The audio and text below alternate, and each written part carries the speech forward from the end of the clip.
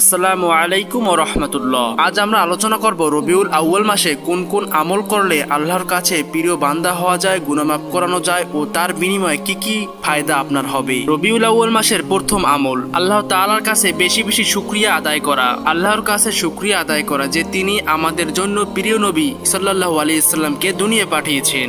এই রবিউল আউয়াল মাসে বেশি বেশি শুকরিয়া আদায় করার ফলে আল্লাহ আপনার প্রতি কৃতজ্ঞ হবে ও আপনার সব কাজে বেশি বেশি বরকত দান করবে। রবিউল আউয়াল মাসের দ্বিতীয় আমল রবিউল আউয়াল মাসে বেশি বেশি দুরূদ শরীফ পাঠ করবেন। এই রবিউল আউয়াল মাসে আপনি যদি একবার দুরূদ শরীফ পাঠ করেন তাহলে মহান আল্লাহ তাআলার রহমত আপনার উপরে 10 বার বর্ষণ হবে ও আপনার ছোট ছোট গুনাহকে মাফ করে দিবে। এই দুরূদ শরীফ পাঠ করার ফলে কিয়ামতের দিন নবী করিম সাল্লাল্লাহু আলাইহি সাল্লাম এর সুপারিশ পাবেন। রবিউল আউয়াল মাসের তৃতীয় আমল নবীর সুন্নাত মেনে চলবেন। আমি আপনাদের নবীর কিছু ছোট ছোট সুন্নাত বলছি, যেমন সালাম দেওয়া, মিসওয়াক করা, ডান হাতে খাবার খাওয়া, এগুলো জীবনে বাস্তবায়ন করবেন। আর এই ছোট ছোট সুন্নত আপনি করার ফলে যে লাভ হবে, হাদিসে এসেছে যে আমার সুন্নতকে জীবিত করবে সে আমাকে ভালোবাসে, আর যে আমাকে ভালোবাসবে সে জান্নাতে আমার সঙ্গী হবে। রবিউল আউয়াল মাসের চতুর্থ আমল এই রবিউল আউয়াল মাসে আপনি এতিম ও মিসকিনদেরকে সাহায্য করবেন। এদেরকে সাহায্য করার ফলে আপনার জন্য কি উপহার রয়েছে,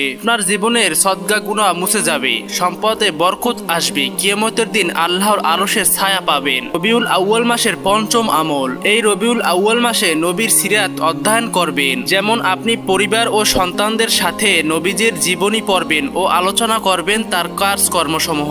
এই আলোচনা করার ফলে আপনার যে ফায়দা হবে, আপনার ঈমান মজবুত হবে, আল্লাহর প্রতি ভয় ও ভালোবাসা বাড়বে, জীবনের প্রতিটি ক্ষেত্রে নবীর মতো চলার অনুপ্রেরণা পাওয়া যাবে। রবিউল আউয়াল মাসের 6 নম্বর আমল তাওবা ও ইস্তিগফার করা। প্রত্যেকদিন আপনি আস্তাগফিরুল্লাহ পড়ে আপনার গুনাহের জন্য মাফ চাইবেন। এই আস্তাগফিরুল্লাহ পড়ার ফলে আপনার যে ফায়দা হবে, আপনার জীবনের ছোট বড় গুনাহ মাফ হবে, আপনার জীবনের দুঃখ কষ্ট দূর হবে, আপনার রিজিকে বরকত আসবে, আখিরাতে মুক্তির আশা থাকবে। আমার প্রিয় ভাই ও বোনেরা, রবিউল আউয়াল মাসের প্রতিটি দিনকে আমরা ইবাদত, দুরূদ, দান, সদকা, তওবার মাধ্যমে সাজিয়ে তুলতে পারি।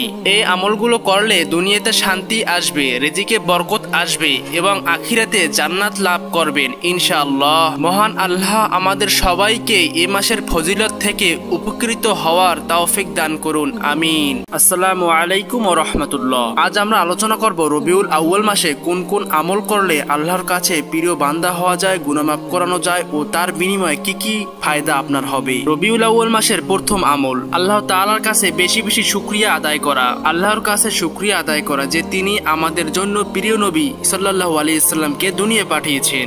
এই রবিউল আউয়াল মাসে বেশি বেশি শুকরিয়া আদায় করার ফলে আল্লাহ আপনার প্রতি কৃতজ্ঞ হবে ও আপনার সব কাজে বেশি বেশি বরকত দান করবে। রবিউল আউয়াল মাসের দ্বিতীয় আমল রবিউল আউয়াল মাসে বেশি বেশি দুরূদ শরীফ পাঠ করবেন। এই রবিউল আউয়াল মাসে আপনি যদি একবার দুরূদ শরীফ পাঠ করেন তাহলে মহান আল্লাহ তাআলার রহমত আপনার উপরে 10 বার বর্ষণ হবে ও আপনার ছোট ছোট গুনাহকে মাফ করে দিবে। এই দুরূদ শরীফ পাঠ করার ফলে কিয়ামতের দিন নবী করিম সাল্লাল্লাহু আলাইহি সাল্লাম এর সুপারিশ পাবেন। রবিউল আউয়াল মাসের তৃতীয় আমল নবীর সুন্নাত মেনে চলবেন। আমি আপনাদের নবীর কিছু ছোট ছোট সুন্নাত বলছি, যেমন সালাম দেওয়া, মিসওয়াক করা, ডান হাতে খাবার খাওয়া, এগুলো জীবনে বাস্তবায়ন করবেন। আর এই ছোট ছোট সুন্নাত আপনি করার ফলে যে লাভ হবে, হাদিসে এসেছে যে আমার সুন্নতকে জীবিত করবে সে আমাকে ভালোবাসে, আর যে আমাকে ভালোবাসবে সে জান্নাতে আমার সঙ্গী হবে। রবিউল আউয়াল মাসের চতুর্থ আমল এই রবিউল আউয়াল মাসে আপনি এতিম ও মিসকিনদেরকে সাহায্য করবেন। এদেরকে সাহায্য করার ফলে আপনার জন্য কি উপহার রয়েছে,